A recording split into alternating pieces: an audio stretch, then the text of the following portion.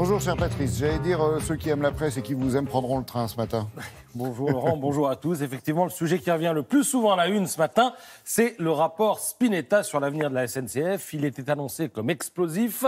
Il l'est, peut-on lire, dans Les Échos. Alors, fermeture des petites lignes, abandon progressif du statut de cheminot, relégation du fret au rang de filiale, transformation des gares en sociétés anonymes. Vous imaginez que l'humanité est vent debout ce matin. Le gouvernement enclenche une incroyable marche arrière vers les machines à vapeur des appétits privés. S'insurge Patrick Appelmuller. Donc, pour l'UMA, c'est niet. En revanche, pour Libération, c'est oui. Mais oui, il faut réformer, mais attention au tout privé, dit grosso modo Laurent Geoffrin. Cependant que le Figaro, lui, applaudit. Les propositions restent mesurées et il faudra les appliquer, quelles que soient les menaces des durs à cuire de la CGT, écrit Gaëtan de Capelle. Alors de tout cela, évidemment, on va reparler dans les semaines et les mois qui viennent, mais alors on va changer de registre pour jeter un œil à cette photo d'une policière chinoise hyper lookée avec sa paire de lunettes connectées, capable instantanément d'identifier une personne dans la foule. Ça nous fait donc pas moins, d'1,4 milliard de Pékin qui ont intérêt à marcher dans les clous, au propre comme au figuré. Alors, je vous explique. En Chine, le gars un peu pressé qui traverse en dehors du passage piéton est désormais triplement sanctionné. D'abord, sa photo est instantanément diffusée sur un écran géant, une sorte de télé de la honte installée au coin de la rue.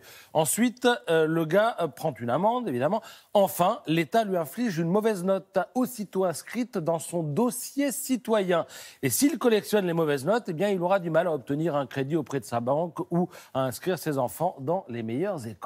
Alors tout cela nous est raconté en détail par le magazine 01 Net qui tente de nous alerter sur le niveau de fichage dont le terrien, c'est-à-dire vous, moi, fait aujourd'hui l'objet. Le dossier nous emmène par exemple à Istanbul. Savez-vous pourquoi il y a de moins en moins de monde dans les stades de la capitale turque ?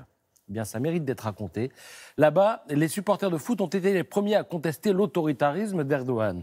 Et du coup, Erdogan a eu une idée. Il a décidé que pour rentrer dans un stade, il faudrait désormais posséder un badge électronique sur lequel figurerait la photo, le nom, le statut familial, l'âge, l'adresse et le numéro de carte bancaire du supporter. Pour l'anecdote, le badge coûte 10 € et on l'achète dans une banque qui fut longtemps dirigée par le gendre d'Erdogan. Mais alors, vous avez comme ça des exemples à l'appel de ce que le fichage généralisé peut produire. Certains, du coup, organisent la riposte. Et alors, c'est le cas d'un dénommé Adam Harvey, un Américain qui est installé à Berlin. Et il a inventé un arsenal de parade légal. Il peut, par exemple, vous fournir, Laurent, un anti-visage.